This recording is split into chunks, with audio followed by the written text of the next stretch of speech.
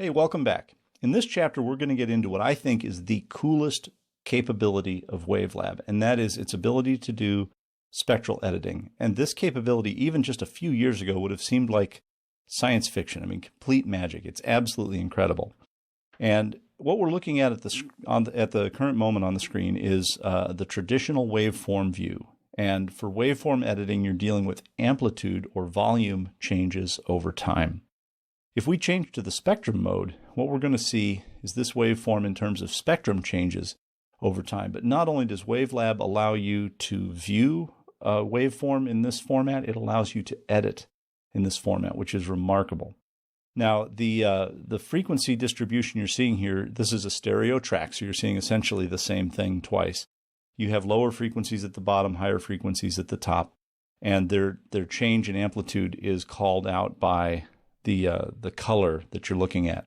And before we get into the nitty-gritty of how to do this, I want to show you a short 1.5-minute demo that we put together. And in this demo, we took 3 different common audio problems and fixed them using spectral editing. The first is to remove a cough by an audience member during a piano recital. In the second case, we were able to remove a tornado siren from the background of a newscast. And in the third case, we were able to take a cell phone ringtone out of the ambience of another classical music recital. And just as an aside, this third piece, which is from Slovakia in 2011, if you haven't seen the whole video for this, you have to Google this. It's one of the funniest things in the history of live performance. If you Google Nokia ringtone recital, you'll get this 100 different times. This young man was performing, and that classic Nokia ringtone occurred a couple of times from an audience member. And he was so well versed in the repertoire of classical music, he was able to pick up and play the actual piece from which that ringtone was derived. It's hilarious. But in any case, we were able to go in and take that out without disturbing any of the background ambience. So let's take a look at the before and after demonstration, then we'll come back here and explain how we did it.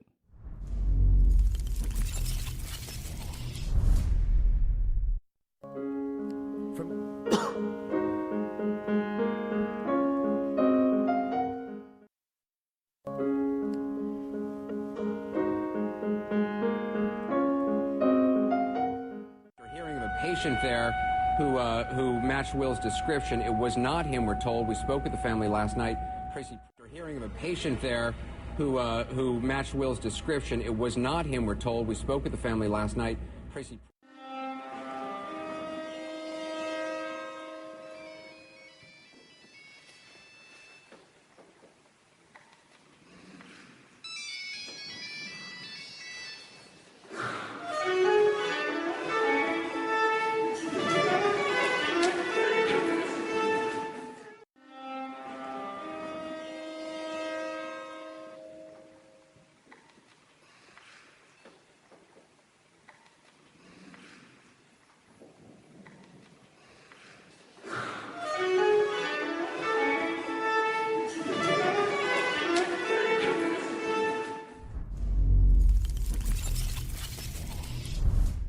Pretty amazing stuff. Now let's get into the play-by-play on how to make that happen. Now what we have here is the audio for that demonstration piece you just watched, and we have sort of divided into the 3 before and after sections. This first chunk of stuff is the before and after on that cough. The second here is the newscast with the siren in the background, and then the third set is the viola recital. And I'm going to zoom in on the newscast because it's probably the most dramatic, and I'm going to double-click the top of the frame to make this as big as possible for the moment. Now, as soon as we call up our editing tools, this is going to pop back down. But the first thing you need to understand to use these tools effectively is what you're looking at. And the time, of course, is left to right. The frequency distribution is vertical, and the amplitude is shown by the colorization here. So the greens, yellows, and blues are louder. The black and magenta are portions of quiet. And if this is... And this is admittedly a little gaudy. If these colors really make you go cross-eyed or give you a headache, you can go in and change this under settings to be monochrome or whatever color distribution you want. But we'll stick with the defaults for now.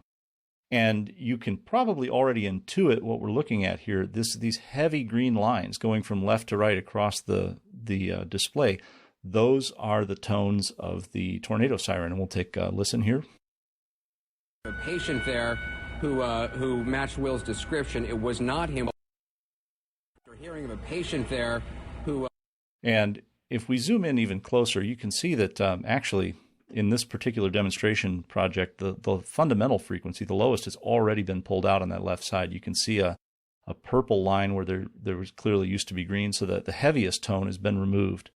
And actually, if you look at the right-hand side, the after up higher, look at this. Up here we've got several, you can see some light magenta ghosting up there. And let's listen to the beginning of the after section again. And you will hear just a very faint, very high frequency, almost sounds electrical in nature, hiss or buzz in the background. And that's what you're hearing is the harmonics left over even after the fundamental waveform and the lower overtones have been removed. Hearing of a patient there who. Okay. So once you've identified the material you want to work with, the next step then is to select it and then do whatever editing you're going to do. So I'll put that back in its proper orientation, and we're going to open the Spectrum editor here. And essentially you've got two ways to work, what we're going to call surgery or through the master section. And that basically has to do with the length of the edit you're doing. I think the limit for surgery is up to 30 seconds. Beyond that, you either have to make multiple edits or cut the piece up and what have you. Or you can take your corrections and apply them to the master section and run the signal through that. But we're going to focus on the surgery aspect because that's probably the most useful and the most common. And there's basically two other fundamental tools. You can either remove the offending audio or you can replace it with something, either silence or ambience. So in this the first section here, zoom back in, what we're going to do to begin removing these pieces is to select them. And you want to be as precise as possible in making those selections, because here you can see I've selected a lot more than the heavy green band. Okay, and just like we saw in the other display, you can come down here and open your range selection tool to get much more precise about which areas you're selecting, both in terms of start and end time down here, and in terms of frequency range. You can fine-tune this to the hertz to move the bottom of that box up and down to wherever it needs to be. But to keep this moving along, and because I don't know the exact math, we'll just do this visually. We're going to select the chunk of audio there that's highlighted indicated by the horizontal bar. And then I'm going to come up here, and I have several options for how to subdue this. I can dampen it, I can fade it in and out, blur it, disperse it, and that really is just going to be an aesthetic choice on what you're trying to accomplish. In this case, I'm not trying to hide it, I want it gone. So we're going to use the option for damping. And then the default setting is 48 decibels, which isn't going to be enough. You'll see this works in an iterative process. But if we hit apply, you can see that the color in that area began to back off. And I'm going to click that. Each time I'm clicking it, it's applying another 48 decibels of gain reduction until it basically disappears. And then essentially, we're just going to repeat that process on up the spectrum here and select the next harmonic, and I'll dampen it, hit apply until that basically moves to the background. And let's hear how that sounds now. We're hearing of a patient there who matched Will's description. Better, you can definitely still hear a little bit of that squeal in the beginning, and that's this bright colored area here. So let's go one more time and select that. And I'm being a little bit sloppy. If we're doing this for real, you'd be zoomed in much closer, and you're working almost on the pixel level to get exactly what you need and nothing you don't. And we'll dampen that out again. And now it's better and better. So let's come back over to the after side. All right. And let's move up into the higher harmonics and see if we can get that little bit of a buzz to go away. It's the same process. I'm just going to select the stuff I don't want, and I'm going to dampen it. Okay. Many times. Now you could, if you know for sure that has to be a really high value, you don't have to leave it at 48 and hit the button over and over again. You could just tell it minus 200 or minus infinity, what have you. The idea of using incremental steps like that is you can listen each time and see if you're getting closer without disturbing the background material. So let's take a listen to that now. We're hearing of a patient there who matched Will. Almost completely gone. We still, as you move across here, you can still have there's a few other areas. And this is where now we're getting into where this is overlaid with other parts of his spoken word and so forth, to try and subdue these other higher harmonics without killing the rest of the acoustics, you could take that section and then change your edit from dampen to blurring the peaks or dispersion. As you apply that, it's not going to remove it, but it's going to scatter the pattern. So you're going to keep the ambience, keep the basic core material, and just spread out the pattern won't be as organized, so you shouldn't hear it as a sine wave. We're hearing of a patient there who and we've still got just a little bit of a ghost in there. But like any other editing, you have to keep in mind by the time you use this in context, the rate at which things are going to go by and whatever else the end user has going on, that you'll at some point you're going to make an editorial decision that's essentially good enough. So that is one of the tools available. Now let's go back and look at this piano piece. And here again, the first step is going to be to get ourselves focused on the area we want to work with. So let me play this. The cough is real pronounced there. You can see that very clearly. Let's shrink this down so we can see the whole spectrum. Okay, now we have an entirely different set of tools up here. Instead of processing the selection to dampen or blur, I'm going to move above it to the box that says copy from one area to another. And we have several choices there, copy exactly or copy ambience. And for this particular application, we're going to use the copy exactly and we're going to cheat, which is a tool in any good editor's repertoire. The first thing we're going to do is select the material that we want to remove. Obviously, we want to get all of the cough, including its leftover stuff, all the way to the top of the spectrum. I'm actually going to slide forward, and you see the heavy green at the bottom. The very first part of that is actually the note that the gentleman's playing just before the cough. Then the rest of this is the cough, which masks the note underneath. But we're lucky. In this particular case, the program material is very repetitive, so it gives us the option to copy exactly the area immediately before it. So I'm going to put the cursor at the beginning of the note just ahead, and this is going to most likely take a little bit of trial and error. But I want to point out that what we're going to do here into the selection from the cursor position. So copy from cursor to replace selection. So which seems a little bit backwards, but what you would think, well, I'm going to go copy this and put it there. So that your instinct would be to reach for the replacement stuff first. You actually want to use your mouse tool there to highlight what you need fixed, and so you can get it very accurately, and then place the cursor at the start of where it's going to pull from. And it's going to pull a chunk of audio that's exactly the same length as the box that we've outlined there. So let's just go ahead and hit apply and see if we can make this work. That, I can tell you already, that's not going to work. It's too much of it's going to duck out entirely there. So let's try this one more time. Let me get in a little closer.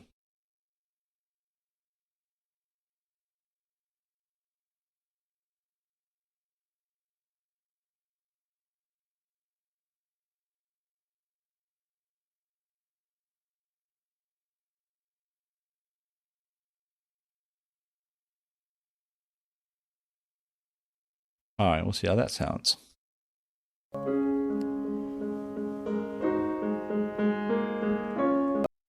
Okay, so our last tool then is this copy ambience, and we will use that in the, that's what we did to fix the cell phone problem. So let's listen to the audio there and zoom in so you can see, again, to try and begin learning how to correlate what you're hearing with what you're seeing, which is sort of the point of all this. You see this sort of cluster of sparkly stuff there? And then the much more distinct cluster of sparkly stuff there, that's the Nokia ringtone. So here's what that the viola excerpt sounds like.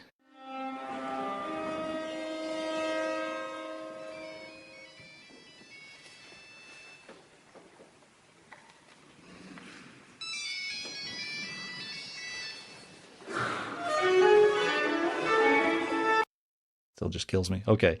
Now here's the after, and you can see that there is a little bit of repetition there because we essentially made the same move that we just saw with the cough, but we're picking up the background instead.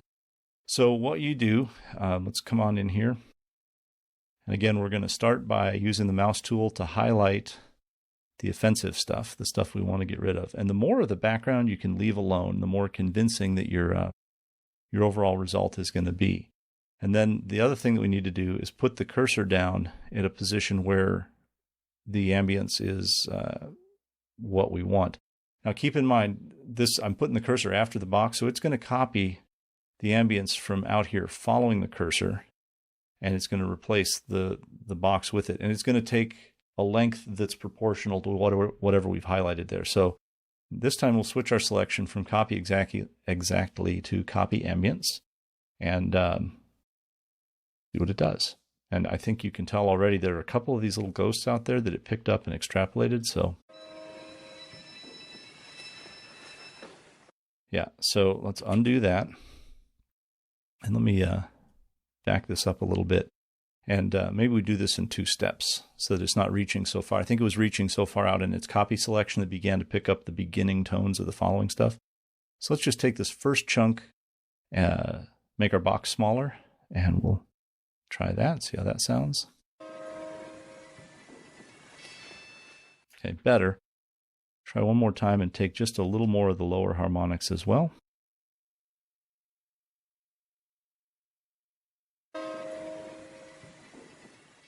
Okay, just a little bit lower, and we'll do that one more time.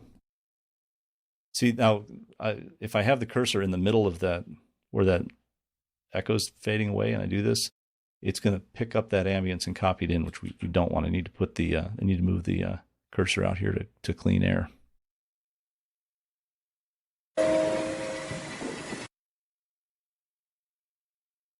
Undo that one more time.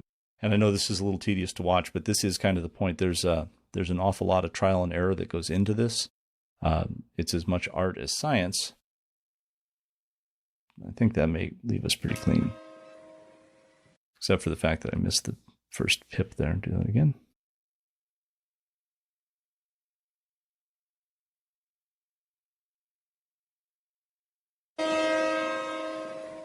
Okay, very good. So now we'll grab the second bunch of stuff there.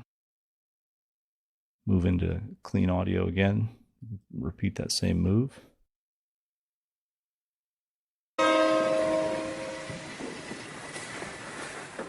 Okay, and essentially what we're left with now is remember the ringtone happened a second time, it's much more distinct. Okay, so this is going to be a little more challenging because it's louder and there's more of it, but it's going to be the same basic move. You grab the offending signal, you move your cursor out into an area of clean tone, and if you're doing any of this for film or video, you typically will have actually a couple of seconds somewhere recorded of what they call room tone, which is going to be leaving the microphones to record just the ambience in the field so that you have the raw material to do exactly this sort of editing with.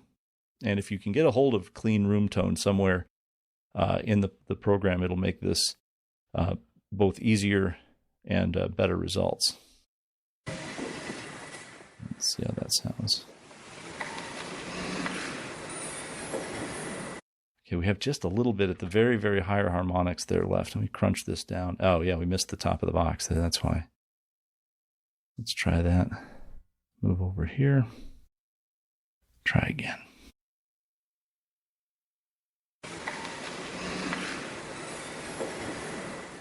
Okay, so I'm not going to make you sit here and watch us chase the last 2 percentile of that, but you get the general idea. Those are your 3 basic broad stroke tools that you can use for this sort of work.